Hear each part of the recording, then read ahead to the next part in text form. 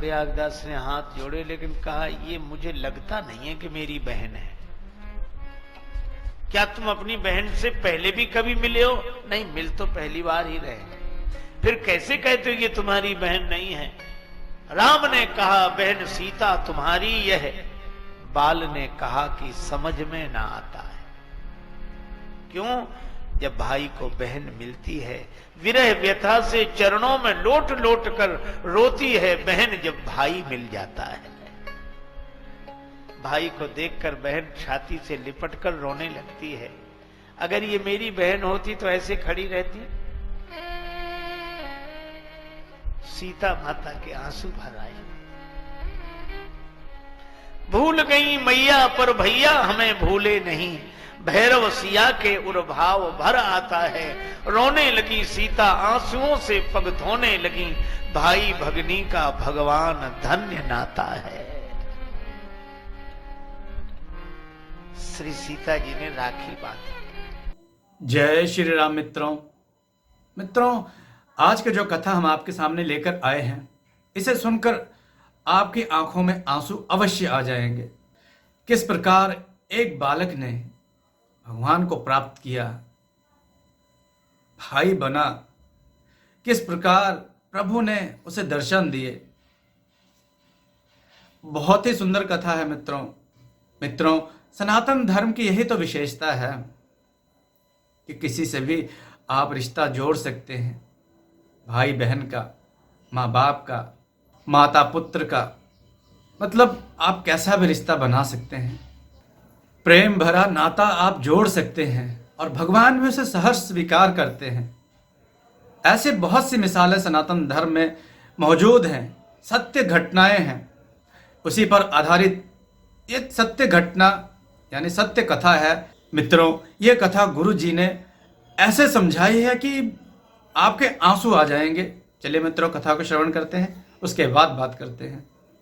रक्षाबंधन का पर्व, श्रावण का महीना, जनकपुर के समीप एक गांव में रहने वाली विधवा ब्राह्मणी का एकमात्र बेटा प्रयागदास।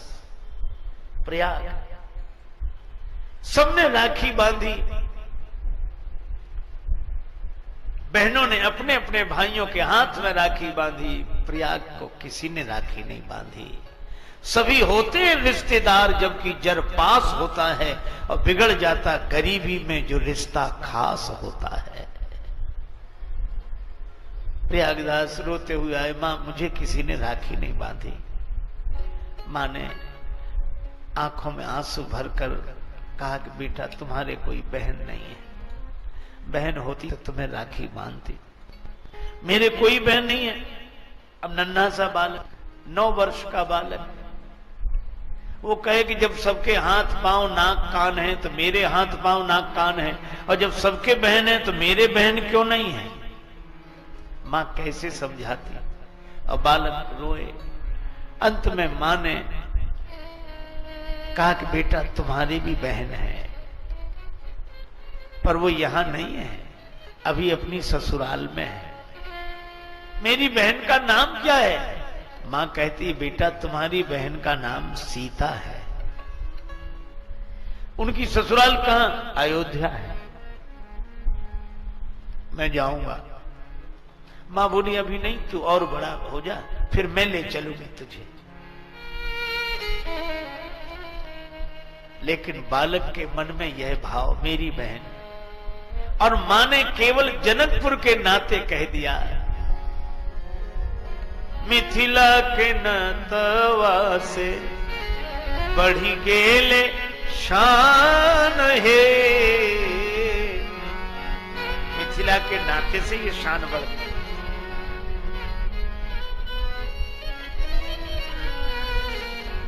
मिथिला जन्म भैले सुकृत महान है, लाडली कृपा सो पवली, श्री जानकी कृपा सो पवली, ऐसे मेहमान है, लाडली कृपा सो पवली, ऐसे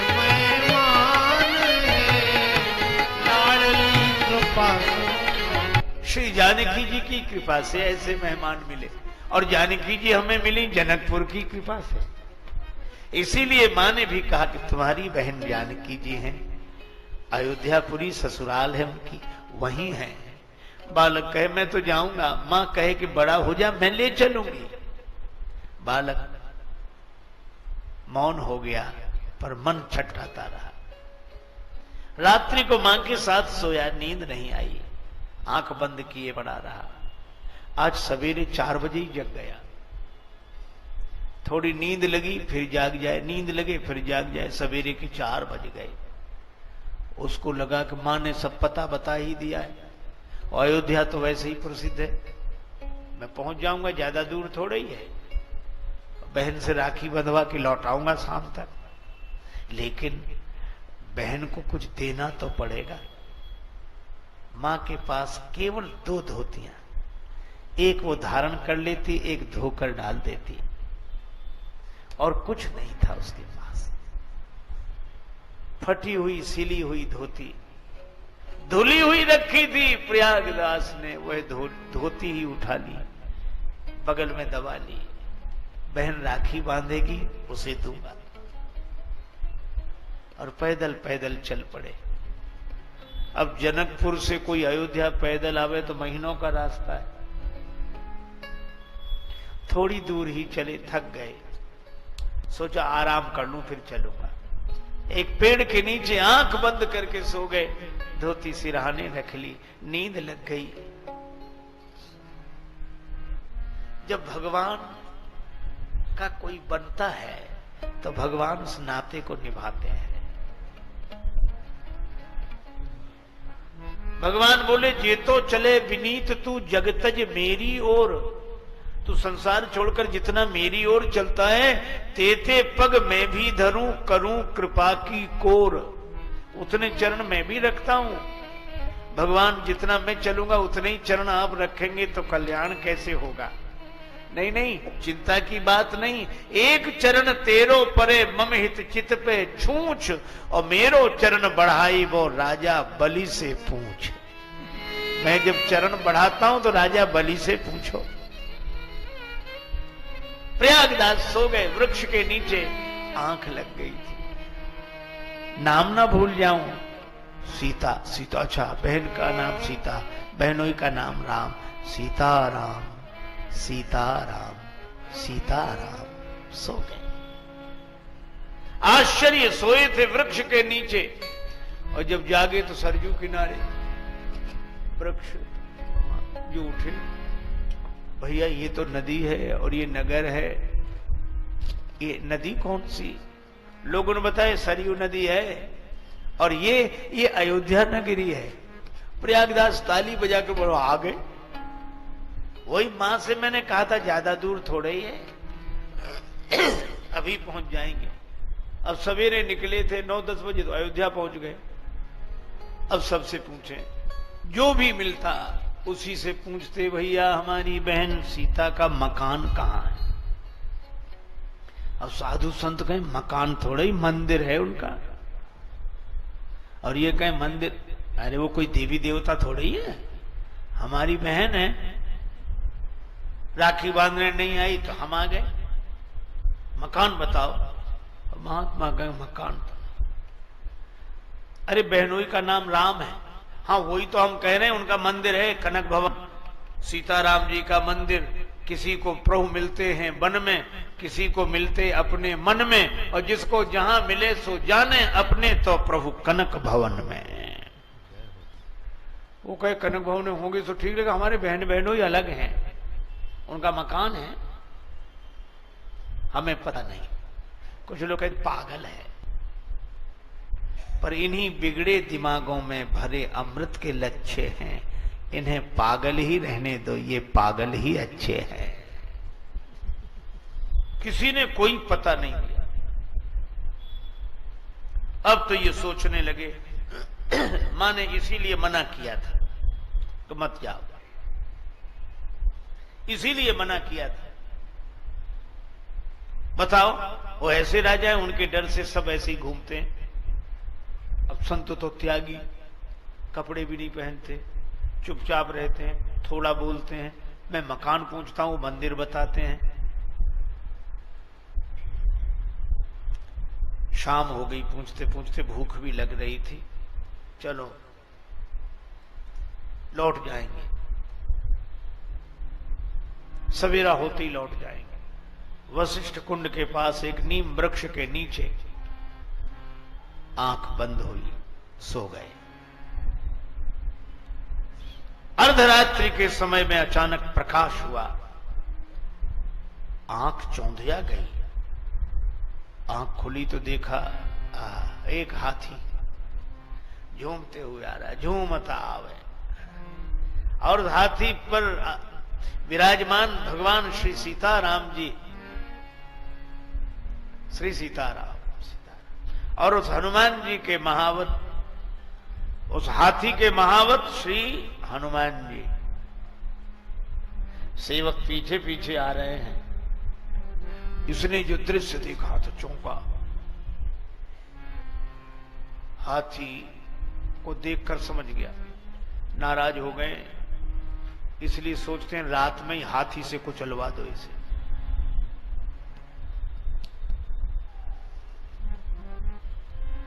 बड़े आदमी है ना, हम गरीबों से नाता हो भी तो बताने में शर्म लगती है, तो ये भी खड़ा हो गया। लेकिन यह क्या, हाथी को बिठाया गया, श्वेत रंग का हाथी।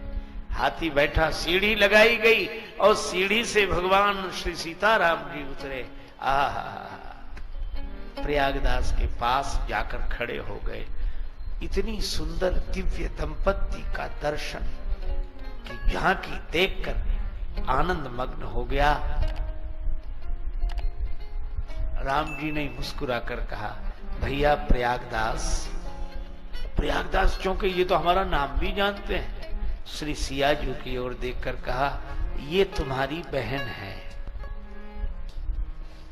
प्रयागदास ने हाथ जोड़े लेकिन कहा, ये मुझे लगता नहीं है कि मेरी बहन है। क्या तुम अपनी बहन से पहले भी कभी मिले हो? नहीं, मिल तो पहली बार ही रहे। फिर कैसे कहते हो ये तुम्हारी बहन नहीं है? राम ने कहा, बहन सीता तुम्हारी यह। बाल ने कहा कि समझ में ना आता है। क्यों? जब भाई को बहन मिलती है, विरह व्यथा से चरणों में लोट लोट कर रोती है बहन जब भाई मिल जाता है। भाई को देखकर बहन छाती से लिपट कर रोने लगती है। अगर ये मेरी बहन होती तो ऐसे खड़ी रहती?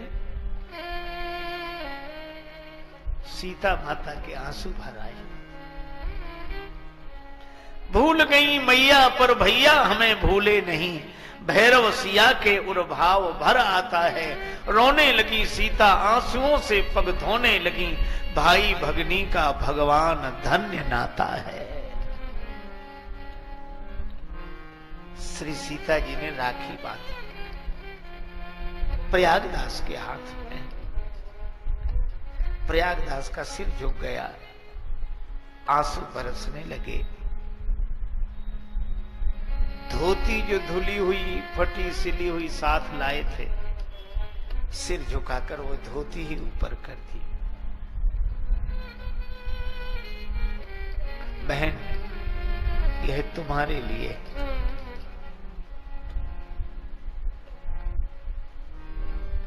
मेरे पास तो यही है। श्री जानकी जी ने कहा कि भैया मैं जानती हूं मेरी मां के पास 2 ही धोतियां हैं, एक तुम लाए हो। वो एक धोती पहने रह गई, ये वापिस ले जाओ और मां से कहना कि उनके आशीर्वाद से मैं बहुत सुख में हूं, वो मेरी चिंता न करें। प्रयागदास को राखी बांधी, जानकी माता ने अपने हाथ से कुछ खिलाया। प्रयागदास भाव से भर गए। निर्निमेष नयनों से निहार रहे थे वह छवि, नेत्र प्रेमाश्रुओं से भरे हुए थे। धीरे धीरे वह दृश्य अदृश्य हो गया। हाथी पर बैठे श्री सीताराम जी, महावत ने हाथी को चलाया। जानकी माता हाथी पर बैठकर भी भरे नयनों से अपने भैया की ओर देख रही थी। प्रयागदास श्री जानकी माता की ओर दृश्य अदृश्य हो गया। प्रयागदास रात भर रोते रहे। सवेरा हुआ, अब किसी से कुछ कहने की स्थिति नहीं। वशिष्ठ कुंड पर रहने वाले एक वैष्णव महात्मा सवेरे निकले और जब उन्होंने बालक को देखा समझ गए इसको श्री किशोरी जी की कृपा प्राप्त हो गई। यह भगवत भक्त है। हृदय से लगाया, अपने आश्रम पर ले आए। रोता रहा बालक, स्नान कराया। थोड़ी देर में 2 देवियां आईं। दोनों के हाथ में स्वर्ण थाल थे। भोजन व्यंजनों से भरा थाल। उन दोनों देवियों ने कहा कि हमारे यहां श्री सत्यनारायण भगवान की कथा थी, ये प्रसाद आपको भेजा है, हम बाद में थाल ले जाएंगे, आप भोजन करो। दोनों ने प्रसाद पाया, थाल लेने कोई नहीं आया। समझ गए वो महात्मा कि श्री जानकी मैया ने ही अपने भैया की पहुनाई की है। रात भर रहे। दूसरे दिन सवेरे सवेरे महात्मा बोले ये थाल तुम्हारे कारण आए, तुम ले जाओ। नहीं नहीं, मैं नहीं ले जाऊंगा। बहन का सामान, बहन का दिया हुआ सम्मान मैं नहीं लूंगा। न प्रयागदास ने थाल स्वीकार किए, न महात्मा ने। दोनों ने सलाह करके वो दोनों स्वर्ण थाल वशिष्ठ कुंड में डाल दिए। मां ने जो देखा बेटे को हृदय से लगा लिया। मेरे लाल, कहां गया था तू? मां, बहन के पास। तुझे बहन मिल गई? हाँ देख, ये राखी बांधी। अब मैं धोती देने लगा तो बोली नहीं नहीं, मेरी मां के पास 2 ही धोतियां हैं, तू वापस ले जा। ये वापस ले आया। मां उनका तो बड़ा ठाट बाट है। हाथी से आए थे रात को शायद इसलिए आए थे कि दिन में शर्म लगती होगी कि इतने गरीबों के हम रिश्तेदार, इसलिए रात में आए। और एक बात है मां, क्या संबंध है? पायन में पनही न इते, पायन में पनही न इते, उत्भूषण की तन पे छवि छाजी।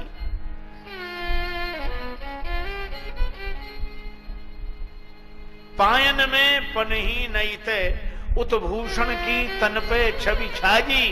और जाहे विनीत लिखी धरनी, तेही की भगनी गजराज बिराजी।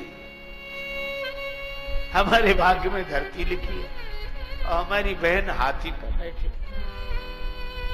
मान की बात नहीं, मन में चित्त में एक चोट लगी मुहे मांझी।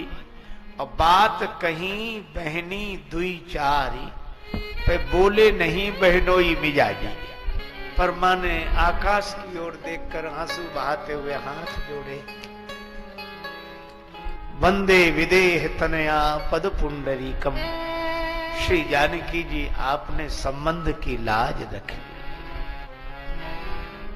अब प्रयागदास का मन घर में नहीं लगता, अब उन्हें लगता बहन के पास जाए।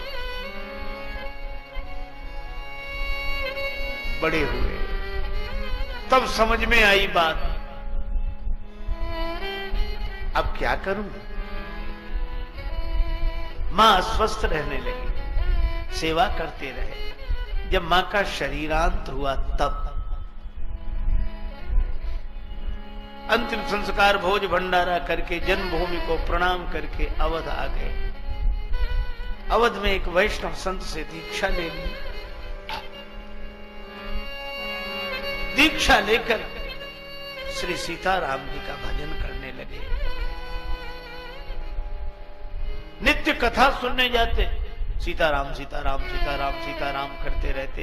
एक दिन भगवान की कथा में सुन लिया कि राम जी को वनवास हो गया, राम जी वन में चले गए, श्री जानकी जी भी साथ गई और लक्ष्मण जी भी साथ गए। ये कथा में सुना।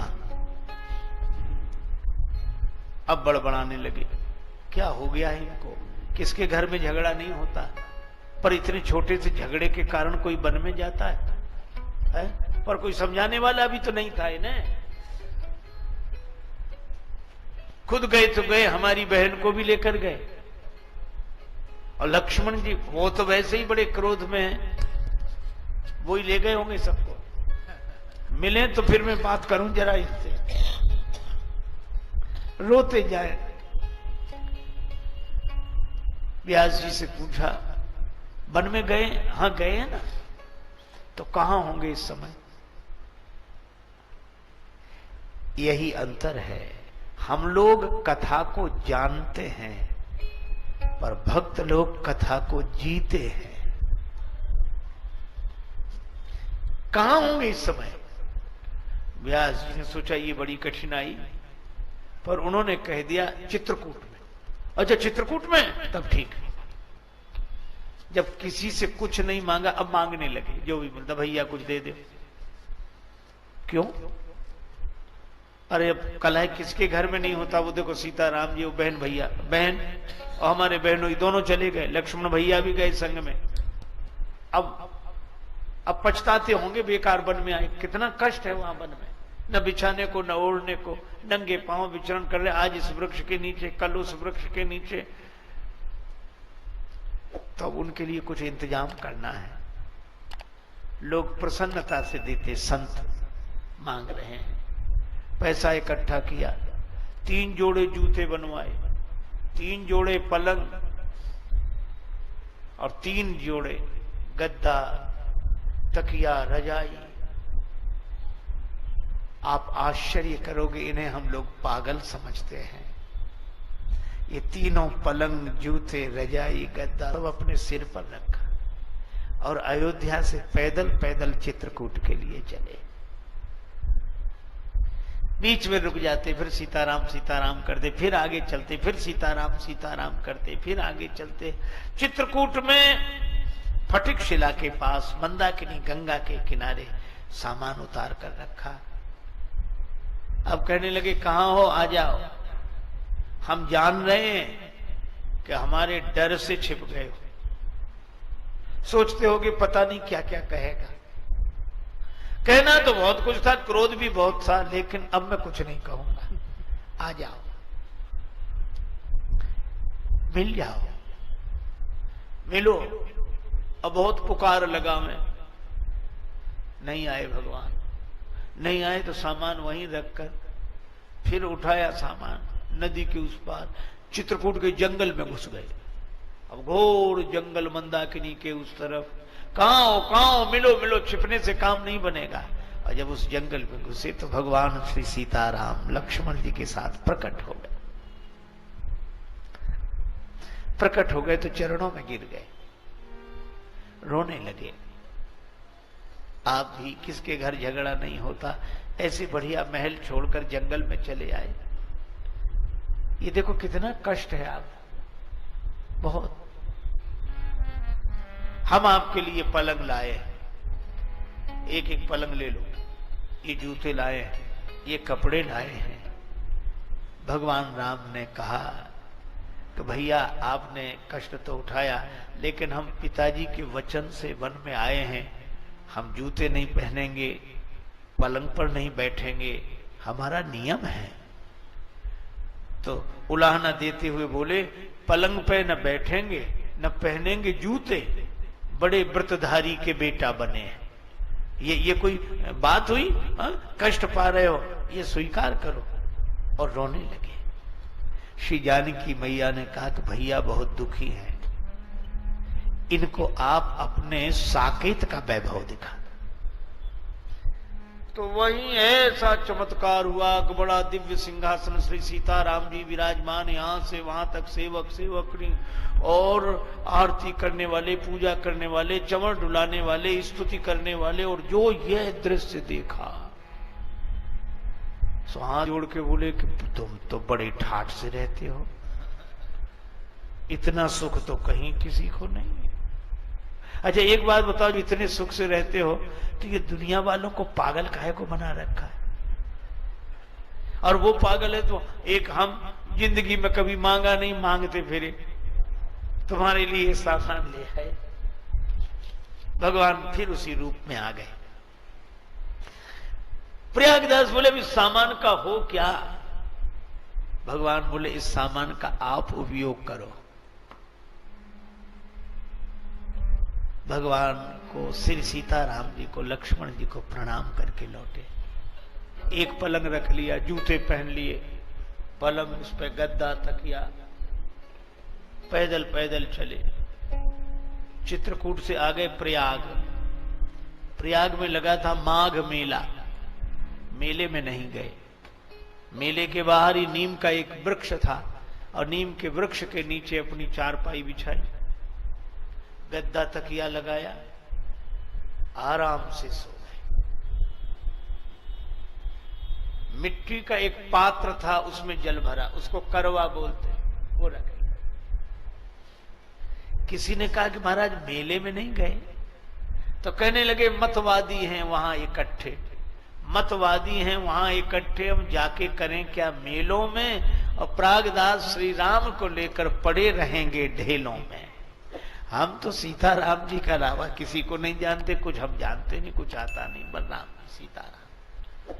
किसी ने कहा कि ढेलों की बात कर रहे हो, पलंग पर सो रहे हो, ये गद्दा तकिया लगाए और ये जूते, ये महात्माओं के रहने का ढंग है? साधु ऐसे रहते तुम्हारी तरह, गद्दा तकिया लगाकर पलंग पर और जूते पहनकर चलें और ये रजाई ओढ़े, इतना ठाट बाट? तब प्रयागदास बोले चुप रहो, हम कोई साधु थोड़े ही हैं। अच्छा फिर क्या हो? तो कहने लगे नीम के नीचे खाट बिछी है, नीम के नीचे खाट बिछी है और खाट के नीचे करवा, मिट्टी का जल भरा पात्र, नीम के नीचे खाट बिछी है, खाट के नीचे करवा, और प्रागदास अलमस्ता सोवे राम लला को सरवा। हम तो राम जी के साले हैं, ये छोटे मोटे जागीरदार के साले ऐसे ठाठ से रहते हैं ताकि पता लगे कि उनके साले हैं। हम तो महाराजाधिराज त्रिभुवनपति राम जी के साले हैं, तब क्यों नहीं ठाठ से रहेंगे? यह है भाव, यह है भगवान को मान लेना।